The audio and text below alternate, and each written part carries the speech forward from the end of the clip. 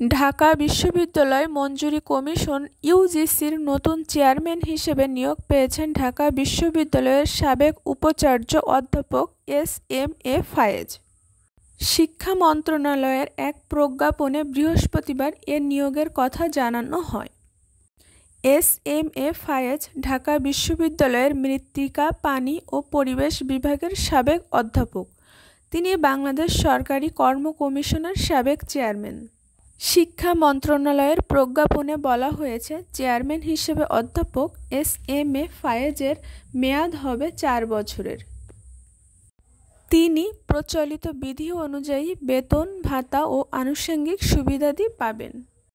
এ নিয়োগ আদেশ তার যোগদানের তারিখ থেকে কার্যকর হবে।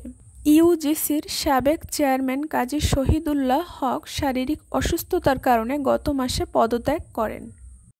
এরপর 27 আগস্ট শিক্ষা মন্ত্রণালয়ের এক অফিস আদেশে ইউজিসির পূর্ণকালীন সদস্য অধ্যাপক মোহাম্মদ আলমগীরকে চেয়ারম্যানের অতিরিক্ত দায়িত্ব দেওয়া হয়েছিল। এখন ইউজিসির নতুন চেয়ারম্যান নিয়োগ দেয়া হলো। বিএনপি নেতৃত্বাধীন 4 দলীয় জোট সরকারের আমলে 2002 সালে ঢাকা বিশ্ববিদ্যালয়ের 26তম উপাচার্য পদে নিয়োগ পেয়েছিলেন ঢাকা বিশ্ববিদ্যালয়ের মৃত্তিকা, পানি ও পরিবেশ বিভাগের সাবেক এ অধ্যাপক।